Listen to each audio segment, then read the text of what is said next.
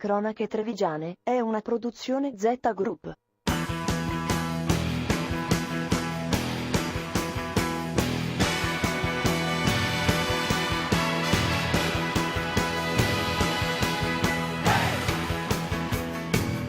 Un programma in collaborazione con Un'Industria Treviso, Provincia di Treviso, Casatella Trevigiana di O.P. Gruppo APOVS. Il bello e il buono di Natale, noi lo vogliamo passare a Porto Buffolè in questo straordinario contesto in cui vi raccontiamo la vendita diretta dei mercati agricoli che stanno esplodendo in tutta la regione, ma molti in provincia di Treviso, e siamo qui con il sindaco di Porto Buffolè. Grazie ovviamente per l'accoglienza, sindaco, e la soddisfazione comunque di fare qualcosa di nuovo e di saporito per i visitatori del suo splendido comune. Grazie a voi di essere qui, per noi è un piacere accogliere tutti gli ospiti che vorranno visitarci. Ringrazio naturalmente Coldiretti, Promo Treviso, tutti gli organizzatori, perché noi abbiamo messo a disposizione il nostro gioiellino, ma l'iniziativa nasce da un'idea che coltiva già da tempo il presidente Fulvio Brunetta, perché voleva organizzare qualcosa in questo centro. Chi viene qui a Porto Buffolè, oltre che godere di un centro storico davvero stupendo, ci sono anche pezzi di storia che voi raccontate. Ravviviamo un po' di più questo centro, gli diamo una connotazione che prende magari nelle occasioni delle manifestazioni, in occasione del mercatino dell'antiquariato, in cui vediamo le strade, le calli tutte colme di gente. E in queste altre occasioni si svolge il mercatino? Ogni seconda domenica del mese. Allora, grazie sindaco, una stretta di mano. Io vado intanto da uno dei produttori che viene da Valdobbiadene e ci propone un salame che a microfoni spenti prima quasi dietetico, insomma. Sì, un razzapiave puro. Un sapore straordinario abbinato al surlì. Raccontiamo cos'è il surlì. È il nostro prosecco, il nostro cavallo di battaglia. Il nostro cavallo di battaglia dell'azienda e anche della zona di Valdobbiadene. È il classico prosecco con il fondo, no? E cosa vuol dire? Che dentro ha i lieviti? Sì, ha i lieviti, è fermentato in bottiglia anziché che in autoclave, in botti, come per fare gli spumanti. Comunque gusti, sapori da provare. Grazie, io mi sposto, vado verso San Zenone degli Ezzelini, anche se siamo a Porto Buffolè, l'azienda agricola dai Caroni, il signor Caron con noi, che ci racconta invece questo abbinamento straordinario tra... Quest'anno abbiamo proposto una novità assoluta, il cotechino con la composta di mele cotogne. La composta di mele cotogne non è altro che una marmellata acidula al naturale, perché noi facciamo tutti i prodotti al naturale, nel senso la mela cotogna che produciamo noi è una mela cotogna di 60-70 anni di vita, dove la mela viene trattata solo con la pioggia, il vento e il sole. Grazie Caron, noi ci fermiamo qui, siamo arrivati alla fine di questo primo lancio, ma tra poco parleremo ancora tanto di prodotti e di campagna amica. Rossetto Iuri, Bisson Davide, Carraro Eleonora, Vacca Giovanni, De Vido Assuera, Marchesina Andrea, Vivian Luca, Tonon Luigi, Soldaini Cristina, Darros Michela, Volpato Andrea, Ranuzzi Stefano e David Stefano. Sono i 13 studenti della scuola enologica Cerletti ad essersi aggiudicati le borse di studio nella sesta edizione del progetto realizzato dal Consorzio di Difesa di Treviso. Grande la soddisfazione del presidente del consorzio, Valerio Nadal. Questi ragazzi li ho visti oggi nella loro esposizione, tramandavano proprio la voglia, la passione. Ecco, la passione. Noi abbiamo bisogno di ragazzi che oggi sprigionino questa passione per il mondo che andranno un domani a inserirsi, che è il mondo che è primario, è l'agricoltura. L'agricoltura è la base della vita. Questo delle borse di studio è un progetto che nasce 6 anni fa dall'intuizione del Consorzio di Difesa e che trova la collaborazione dell'Istituto Coneglianese. Gli studenti sono impegnati ogni estate in rilevamenti sul campo nelle ore extrascolastiche, quindi al termine della sperimentazione e nel corso della cerimonia di consegna delle borse di studio, gli studenti presentano i risultati delle loro ricerche. Sentiamo il professor Walter da Rodda. Noi con questa sperimentazione che attiviamo da qualche anno cerchiamo di educare i ragazzi alla consapevolezza dell'importanza dell'equilibrio biologico, dell'agroecosistema e di effettuare degli interventi che non siano invasivi, che risolvono i problemi senza peraltro creare questi squilibri che poi vanno a creare delle difficoltà anche sul piano alimentare. Accanto ai ragazzi, il Consorzio di Difesa pone i suoi tecnici specializzati. A seguire fin dall'inizio questo progetto è Fiorello Terzariol, particolarmente entusiasta del lavoro svolto con gli studenti. Seguono quelle che sono le nostre indicazioni, quelli che sono i nostri suggerimenti, ma crediate che anch'io molte volte colgo quelle che sono le loro sfumature e quindi le faccio anche mie. Quindi continuiamo ad andare a braccetto per quello che riguarda questo tipo di attività, ma che accresce da ambo le parti. Studenti e associazioni del territorio insieme per costruire l'agricoltura del domani, ma accanto a loro non mancano le istituzioni. In particolare la Regione del Veneto, presente con l'assessore all'agricoltura Franco Manzato. Negli ultimi anni abbiamo visto che la risposta agli stimoli anche finanziari della Regione Veneto sui giovani è stata molto importante, quindi anche ieri per esempio abbiamo investito altri 24 milioni di euro sul pacchetto giovani cosiddetto per iniziare i giovani all'agricoltura e secondo me avrà una risposta ancora una volta molto forte. Significa che scommettere sui giovani e sull'agricoltura anche in termini economici sarà il futuro del Veneto.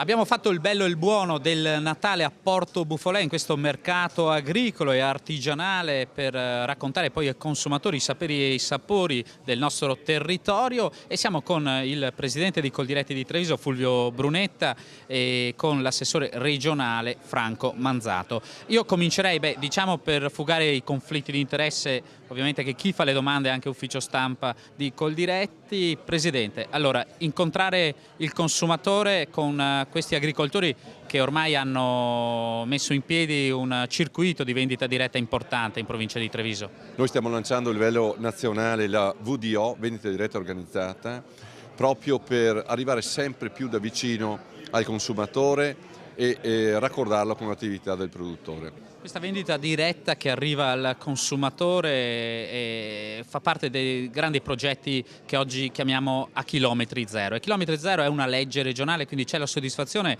di avere vicino anche l'assessore regionale Franco Manzato a questa manifestazione. Campagna Amica è il nostro modo di portare in giro questo tipo di rapporto. I nostri produttori sono a contatto con la gente, ma oggi abbiamo condensato qui quello che succede in tutta la provincia di Treviso. Per un giorno siamo a festeggiare il Natale con i nostri buoni prodotti. Grazie al presidente Brunetta. Assessore Manzato, allora, quelle che erano le bancarelle oggi sono un vero progetto economico. Penso che sia uno slogan proprio azzeccato. Una volta le bancarelle erano parte della tradizione, quindi anche economica e molto autonoma anche nell'organizzazione. Oggi diventa un progetto regionale importante, forte, legato proprio a una valutazione che questo tipo di manifestazione diventa un fenomeno economico, finanziario molto importante, che strutturato e organizzato a livello regionale può essere qualcosa in più nel reddito delle imprese che in questo momento soffrono come tutti gli altri. Quindi sono tutti eventi che noi pensiamo di mettere in rete e poi valorizzare, promuovere e organizzare in maniera molto forte, proprio perché riteniamo che dietro ogni bancarella ci sia tradizione, cultura, capacità di lavoro e anche quindi valorizzazione dell'ambiente. Ecco, quello del chilometri zero è un progetto inarrestabile, no? È l'unico modo attraverso il quale possiamo garantire al consumatore, in questo caso gli anziani o piuttosto che i bambini, i prodotti di alta qualità che vengono dal territorio, di cui si conosce non solamente la provenienza ma anche il nome e cognome del produttore e la garanzia dell'istituzione che dietro a quello che mangiano c'è anche una tradizione, una cultura e anche una salubrità del prodotto. Bene, grazie allora, grazie all'assessore Manzato, grazie a Fulvio Brunetta. Noi ci fermiamo qui, un servizio di cronache trevigiane e poi ancora tanti sapori da Porto Buffolè con Campagna Amica. A tra poco.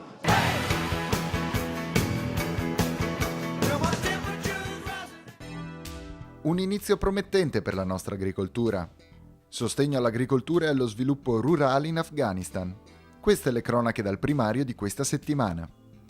Guardiamo il nuovo anno con rinnovata fiducia, convinti come siamo che dal nostro lavoro dipende il futuro del sistema agricolo italiano e quindi di quasi 2 milioni di aziende e di oltre 4 milioni di persone tra titolari, dipendenti, familiari e lavoratori stagionali.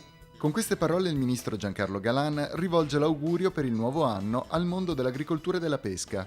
Siamo andati ben oltre le più rosee aspettative. I dati definitivi della spesa dei PSR cofinanziati dall'Unione Europea evidenziano una spesa eccedente il limite minimo previsto per evitare il disimpegno di ben 400 milioni di euro, di sola quota comunitaria. Di particolare rilievo sono le performance registrate proprio in questi ultimi giorni dalle regioni Puglia, Calabria e Sicilia. Per ogni ulteriore informazione è possibile visitare il sito www.reterurale.it. Via libera al programma SARS, un progetto che contribuirà a rafforzare gli sforzi del governo afghano per migliorare le condizioni sociali ed economiche degli agricoltori nelle province di Herat, Bagdish, Farah e Ghor. Con una donazione di 6 milioni di euro, la cooperazione italiana sosterrà il Ministero dell'Agricoltura e il Ministero dello Sviluppo Rurale afghani.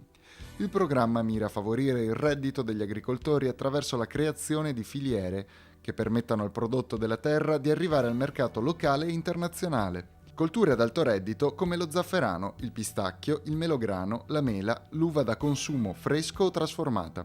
Ma non verrà trascurato un prodotto di tradizionale sostegno agricolo come il grano, al fine di migliorarne la raccolta e l'appropriato stoccaggio, per aiutare gli agricoltori a ridurre le perdite di produzione che si aggirano intorno al 30% ed evitare così la caduta dei prezzi.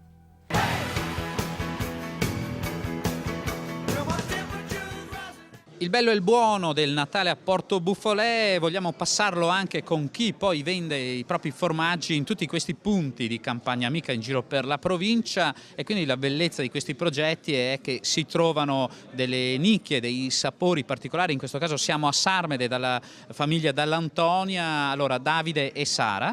E andiamo un po', Davide, a spiegare che tipologia abbiamo qui. Vedo degli erborinati, ad esempio. Esatto, questo è un formaggio non pressato con una miscela di spezie di diverso tipo, insomma passiamo alla maggiorana, timo, l'erba cipollina, eccetera eccetera. Passiamo poi a un formaggio comunque sempre non pressato, quindi lascia un gusto leggermente aromatico dato appunto dalla non pressatura. Latte crudo? Qui ovviamente quelli esposti sono tutti formaggi al latte crudo. Qui abbiamo, vedo l'imbriago. L'imbriago, esatto, abbiamo anche un formaggio tra virgolette nato per sbaglio, che è l'affumicato, comunque è un prodotto che vediamo funziona. Perché è nato per sbaglio? Raccontaci. Praticamente per raccogliere le nostre ricotte affumicate abbiamo dimenticato la forma di formaggio all'interno dell'affumicatoio e così è nato il famoso formaggio affumicato. L'abbiamo provato e la richiesta, lo riscontro c'è stato da parte della clientela. Chi era stata la colpa? Chi aveva dimenticato quel formaggio? Della moglie. Allora, della moglie. È stato uno sbaglio più che tante giusto. invenzioni dicono che nascono così. E infine i cotti, no? Questi si fanno... Esatto, quello è un formaggio specifico da fare cotto e così abbiamo voluto dare un attimino Mi sembra di vedere il finocchio. Benissimo, e anche il peperoncino. In più domani forse abbiamo quello normale, da fare in pentola aderente, ed è anche questo è un prodotto che funziona molto molto bene. Allora, la collina in bocca intanto è cresciuta, io vi ringrazio per la testimonianza, noi ci fermiamo qui, questa avventura a Porto Buffolè termina qui, nella seconda parte tante altre cose da raccontarvi, rimanete con noi.